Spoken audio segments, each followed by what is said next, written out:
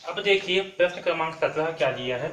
एक निर्माण कार्य ठेके में कराया जा रहा है। एक निर्माण का कार्य है जिसको ठेके में कराया जा रहा है। ओके, जिसे एक निश्चित तिथि तक पूरा करना है। उसे क्या करना है? एक निश्चित तिथि तक का पूरा करना है। अब देखिए इस निश्चित तिथि से विलंब होने पर, यानी कि जो निश्चित तिथि है उससे देरी होने पर जुर्माना लगाए जाने का प्रावधान है। ओके, पहले दिन के लिए 200 रुपए, यानी कि जो निश्चित तिथि है उससे अगर एक दिन लेट होता है तो उसका जुर्माना कितना है? 200 रुपए। अगर 2 दिन लेट होगा तो उसका जुर्माना है 250 रुपए।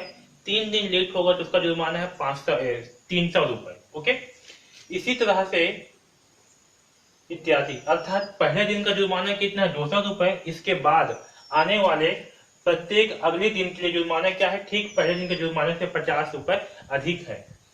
इस ठेकेदार को जुर्माने के रूप में कितनी राशि अदा करनी पड़ेगी यदि वह इस कार्य को 30 दिन का विलंब कर देता है? ओके, तो हमें क्या निकालना? हमें जो ये निकालना है कि ठेकेदार को, अगर यह ठेकेदार 30 दिन का विलंब कर देता है तो उसे कितने रुपए जुर्माना जो है देना पड़ेगा, ये जो है हमें निकालना है। ओके, तो चलिए इसे जो है हल करते हैं। तो देखिए हमें क्या दिया है? पहले दिन का जुर्माना। हमें जो है पहले दिन का जुर्माना कितना दिया हुआ है? 200। इसके बाद क्या हो रहा है? प्रत्येक दिन का जो जुर्माना है वो 50 रुपए बढ़ते जा रहा है। ओके, तो यहाँ से दूसरे दिन का जुर्माना क्या होगा? दूसरे दिन का जुर्माना 250, ऐसे क्या हो रहा है? बढ़ते जा रहा है। ओके, तो देखिए यहाँ पास हम ए क्या मान लेते हैं? ए को पहला यानी कि 200 रुपए मान लेते हैं, 200। और यहाँ से डी क्या प्राप्त होगा? हमें सार्वयांतर, हमें जो है सार्वयांतर क्या प्राप्त होगा? 200 माइनस 250 माइनस 200 कर देते हैं। तो यहाँ से हमें डी का मान क्या प्राप्त होगा? 50।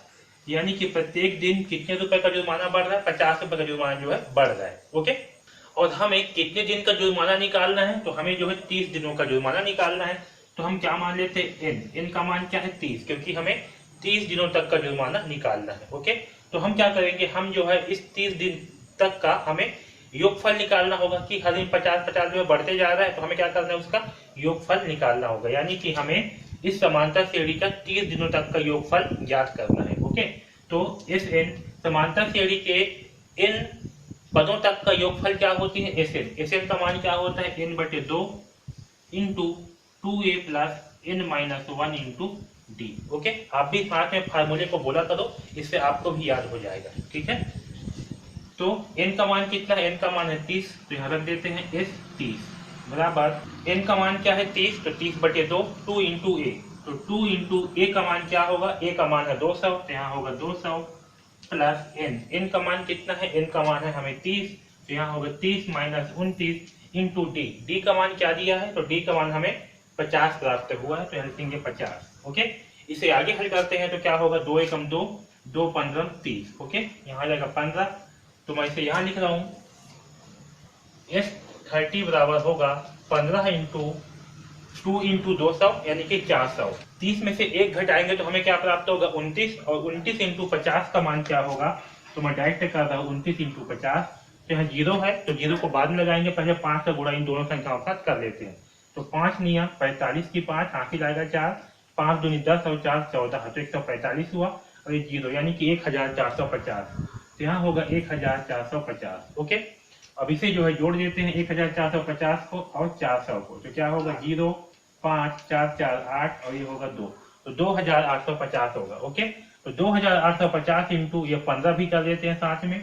तो चलिए 15 शून्य शून्य, 15 पना, तो 15 पंचे होता है 75, 75 की 5 हासिल आएगा 7, 15 अट्ठे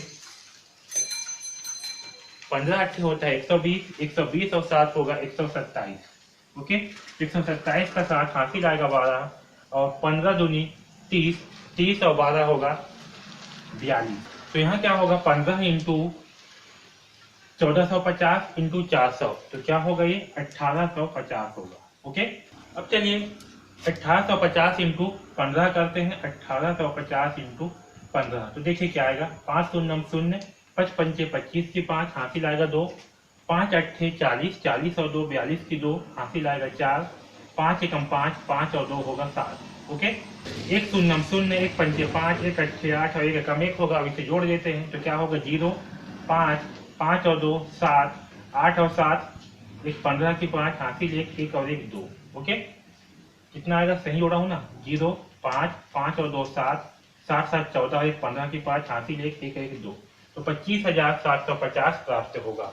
मैं कैसे कैसे जोड़ता हूँ यहाँ, जैसे गलत क्यों गुणा, देखिए इसका गुणा करते हैं 1850 इंटू 15, तो क्या आएगा देखिए 5 शून्य शून्य, 5 पंचे 25 की 5 हासिल आएगा 2, 5 अट्ठे 40 और 40 और 2 होगा 42 की 2 हासिल आएगा 4, 5 एकम 5, 5 और 4 होगा 9। ओके, 1 शून्य शून्य, 1 पंचे 5, 1 अट्ठे 8 और 1 एकम 1, तो यहाँ से हमें प्राप्त होगा 0, 5, 5 और 2 7, 8 और 9 17 की 7 हासिल आएगा 1, 1 और 1 होगा 2, तो हमें 27,750 प्राप्त होगा। ठीक है, तो यहाँ से हमें S30 का मान क्या प्राप्त होगा, तो S30 का मान प्राप्त होगा 27,750 रुपए। यानी कि अगर वह ठेकेदार जो है 30 दिन का विलंब करता है तो उसे कितना रुपए जुर्माना चुकाना पड़ेगा, तो उसे जो है 27,750 रुपए जुर्माना चुकाना पड़ेगा। ठीक है, तो 30 दिन का विलंब शुल्क, विलंब राशि 27,750 रुपए चुकाना पड़ेगा।